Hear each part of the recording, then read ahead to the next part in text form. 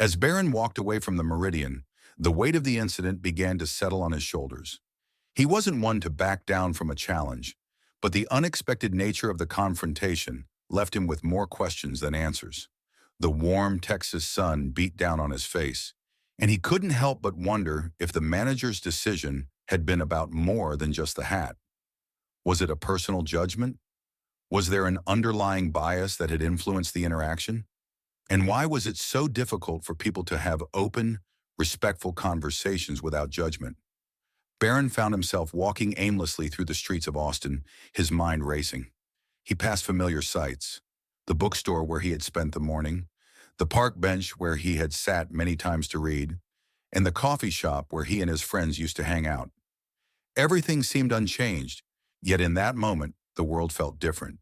The peaceful flow of the city, the one he had always taken for granted, felt like a distant memory.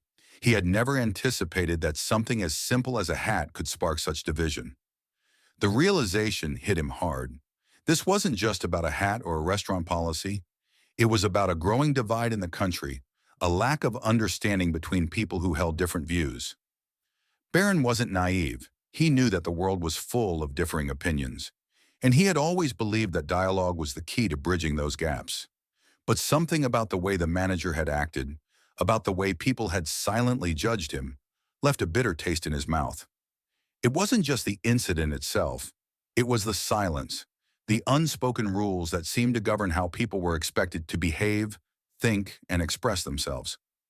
Despite the initial frustration, Barron couldn't afford to stay angry.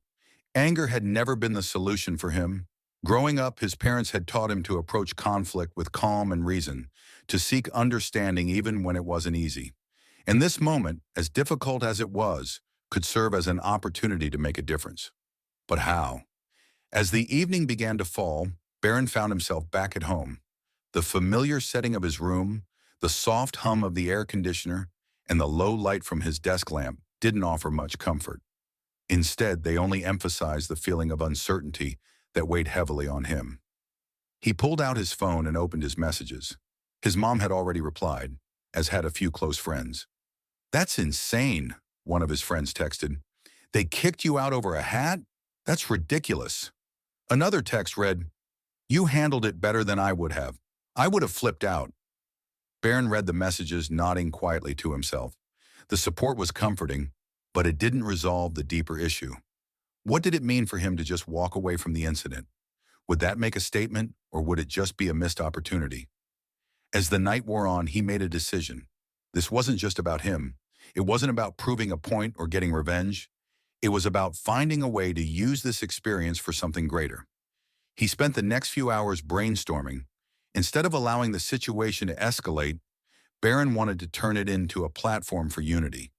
He didn't know exactly how it would work, but he knew that he had a responsibility to help bridge the gaps between people with opposing views. After all, wasn't that what the country needed most right now? People who could listen to each other, even when they disagreed? The idea came to him in a flash: a public event. A fundraiser, yes, but one with a larger purpose. Something that transcended political beliefs, something that focused on community, connection, and understanding. It wouldn't be about the hat, and it wouldn't be about the restaurant. It would be about showing that, even in the face of disagreement, there could be unity.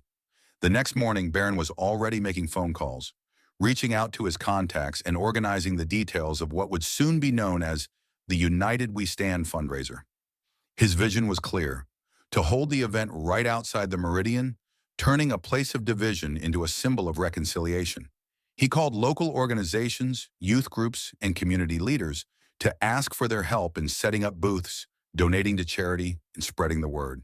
He even reached out to some of the same influencers who had shared the story online, inviting them to come and support the event, turning the negative energy into something positive. Barron's plan was bold, and as the days passed, it began to take shape. The streets around the Meridian transformed into a lively hub of activity. Volunteers set up tents, food trucks rolled in, and musicians tuned their instruments. A banner hung across the street that read, "United We Stand, building bridges, not walls." The event wasn't just about raising money. It was about creating a space for open conversation, where people could come together, share their stories, and find common ground. The event would serve as a reminder that even in a divided world, unity was possible. As the day of the fundraiser approached, Barron couldn't help but feel a sense of anticipation. He knew that the event wouldn't erase the hurt from the previous day, but it could offer something more lasting, a chance to foster real dialogue and build understanding. The more he thought about it, the more determined he became. This wasn't just an opportunity to make a statement. It was a chance to show people that change didn't have to come through confrontation. Change could come through kindness, through listening, and through working together toward a common goal. Meanwhile, the Meridian was beginning to feel the weight of the controversy. Word of Barron's upcoming fundraiser spread quickly, and soon social media was abuzz with people from all over the city weighing in on the incident. Some sided with Barron, applauding his decision to respond with grace rather than anger, while others defended the restaurant's right to enforce its policies.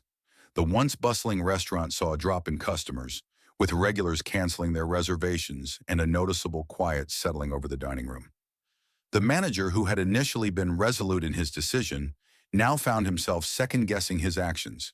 His staff, many of whom had been with the restaurant for years, began to voice their concerns. One waiter, who had been present when the incident occurred, quietly approached the manager. "Do you think we did the right thing?" she asked, her voice low but filled with uncertainty. The manager didn't answer immediately. He stared out the window, watching the preparations for Barron's event unfold just across the street. It was hard not to notice the contrast, the vibrant energy of the crowd, the musicians, the children playing, and the families coming together to support a cause. For the first time, he felt the weight of his decision pressing on him. Maybe it wasn't about enforcing rules. Maybe it was about finding a way to create an environment where everyone felt welcome, regardless of their background or beliefs. By the time the fundraiser began, the Meridian was eerily quiet. Only a few tables were occupied, and the usual buzz of conversation seemed muted. Inside, the manager couldn't shake the feeling that something was missing. He had thought he was protecting his restaurant, but now it felt like he was shutting out the very thing that made the community great, its diversity. Outside, Barron stood at the center of the event, greeting people, thanking volunteers, and even stepping on stage to address the crowd. He spoke of unity, of understanding, and of the importance of dialogue. He didn't shy away from the events that had led to this moment. Instead, he used it as a platform to call for change. His words resonated with the crowd, who cheered, applauded, and came together to contribute to a cause that was bigger than any one person or opinion. As the sun began to set, casting a warm glow over the scene, the manager stepped out of the Meridian. He had been watching from the window for hours, and now, with a deep breath, he made his way toward Barron. The crowd parted as they approached each other, and for a moment, there was a brief pause, a silence that held the weight of everything that had transpired. Barron extended his hand, and the manager, after a moment of hesitation, took it. "I owe you an apology," the manager said quietly. "I acted out of fear, not fairness. I was so focused on maintaining neutrality that I forgot about the bigger picture." Barron nodded, his expression calm. "It takes courage to admit when you're wrong," he said, his voice steady but kind. And with that, the two men walked off to the side, away from the noise and the chaos of the event, to talk openly and honestly. The crowd, sensing the significance of the moment, watched in silence, their hope for a better tomorrow reflected in every face. This was the beginning of something bigger than either of them had anticipated, a lesson in understanding, in humility, and in the power of unity.